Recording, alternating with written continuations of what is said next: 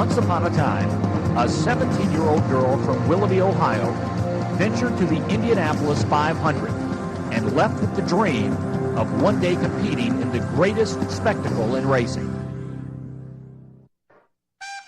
I am living my dream. I have a very results-oriented kind of personality, and I'm very defined about what I want to do, and it's only been 4 years that I defined Indy as a goal. It was a dream for a lot of years before that, but to me, dreams are kind of things that you hang out there and you think, God, wouldn't it be neat someday?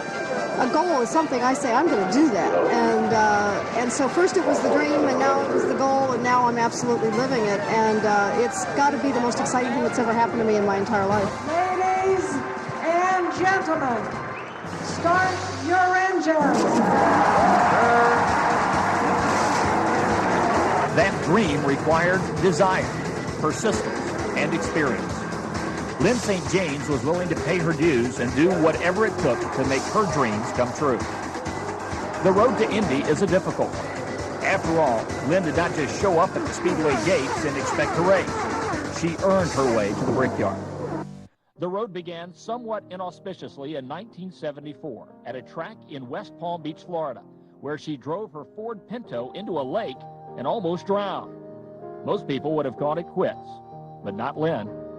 She continued the pursuit of her dream as she climbed the amateur ranks of the sport. By 1978, she was competing at the national level of amateur racing. By 1979, she was racing professionally. Her career really began to take off in 1981 with the help of sponsorship from the Ford Motor Company. She began with the Mercury Capri, but quickly drove her way into higher, faster classes of racing. In 1984, Auto Week named her Rookie of the Year in the IMSA GTO division. The following year, she won her first professional race at Elkhart Lake, and then went on to win at Watkins Glen and Daytona. She has won the 24-hour race at Daytona twice and the 12-hour race at Sebring. She's competed at the 24 Hours of Le Mans, and along the way set 31 national and international closed course speed records. Nothing worth striving for ever comes easy, and auto racing is no different. In auto racing, the difference between victory and disaster can be measured in milliseconds. Lynn has survived her share of on-track incidents, which include being rear-ended at 180 miles per hour at Riverside International Raceway in 1986. Amazingly, she crawled unhurt through the flames to continue her pursuit of Indy. Finally, in 1992, she returned to the Indianapolis Motor Speedway, not as a spectator, but this time as a driver. Just the second woman to attempt to qualify for the world's biggest race, she not only succeeded, but excelled. Lynn finished 11th in her first 500.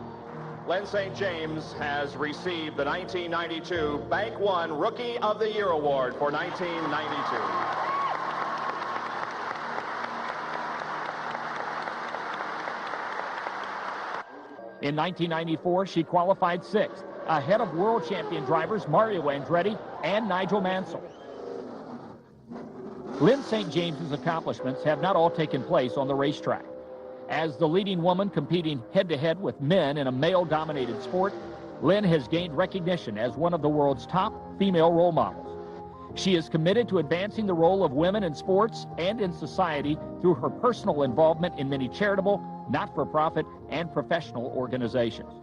These include the Lynn St. James Foundation, the Women's Sports Foundation, the Kettering University Board of Trustees. As an advocate for automotive safety and spokesperson for Drive Safer America campaign, as a spokesperson for Overcoming Together, and the Car Care Council.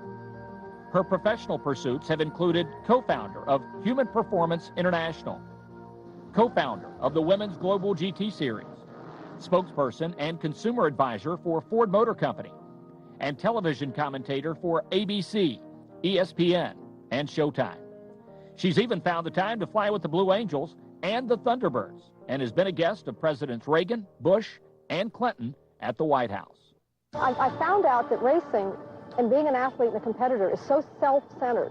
You are so focused on your own being, and quite frankly, that gets old after a while, and it doesn't balance you out. And so when I found out that, gee, maybe I could, through my efforts and through my knowledge and through my contacts or through my expertise, that I could help other young girls or other women athletes even, achieve their dreams and their goals. This was like incredibly powerful. Yes, it's a long way from Willoughby, Ohio to the Indianapolis Motor Speedway. But with drive, determination, and perseverance, Lynn St. James has pursued her dreams and been an inspiring role model to millions. Lynn believes a key ingredient to success is to believe in yourself and encourage others to believe in you. As the top female race car driver in the world, Lynn is not only changing the rules for women, but also redefining their roles and changing perceptions as well. Ladies and gentlemen, please welcome Lynn St. James.